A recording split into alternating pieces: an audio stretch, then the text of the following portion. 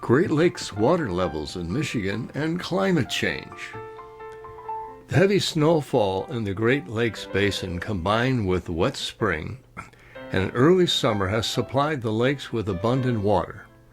On the plus side, the shipping in the Great Lakes is up, and higher water levels are allowing more tonnage to be carried by each vessel transporting iron ore. The water level is up in Sault Ste. Marie, Michigan by 8.85 inches. Marquette had 227.6 inches of snow last winter. According to the U.S. Army Corps of Engineers, lakes are up an average of 18 inches. Lake Michigan and Lake Huron are considered to be one body of water due to the fact that they're connected at the Straits of Mackinac, which is up 31 inches.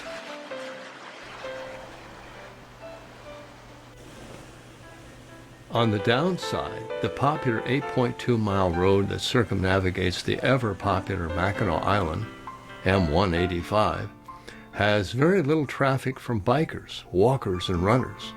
Large barricades block off half the road's length, with signs warning of dangerous conditions ahead. Beyond the barricades, record-high Lake Huron water levels have flooded the island's pebble beaches and swallowed up large swaths of pavement, leaving craters where the road once stood.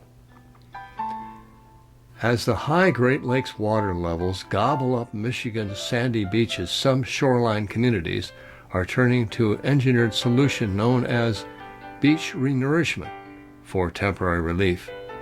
By taking sand from off-site locations and spreading along the beach, these communities, including St. Joseph, New Buffalo, and Grand Haven, hope to restore beaches lost in high water and erosion.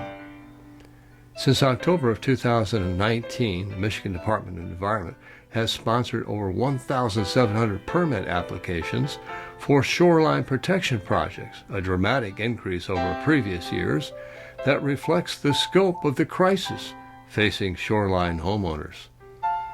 Revetments are seawalls and riprap, armoring beachfronts with boulders stacked along the shore. In Leland, the Fishtown Preservation Society is trying to save one of the last links to northern Michigan's commercial fishing heritage. Now, rising waters flowing into Lake Michigan threaten to increase the damage and cost of Fishtown's preservation efforts.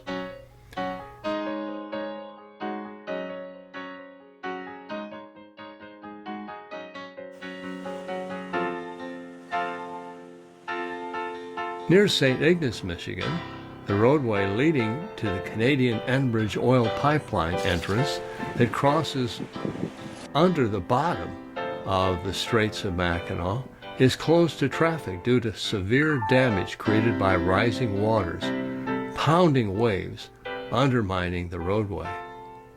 An additional Straits Mackinac challenge is what Enbridge Oil has submitted to the state of Michigan doesn't come close to properly designing and preparing for a tunnel underwater.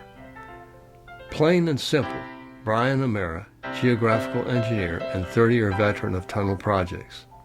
Enbridge is doing it all wrong. Indigenous burial grounds line the Michigan coast, but centuries after the ceremonies that put the dead to rest, their physical remains are making their way back to the people.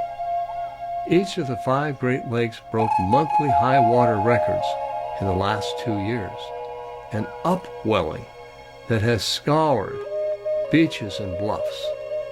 Erosion from high water levels is not just endangering public infrastructure and private property. Along with a burst of lakeshore construction, it is also pulling up bones that have been buried beneath the surface long ago. The role of climate change in all this catastrophic damage cannot be overlooked.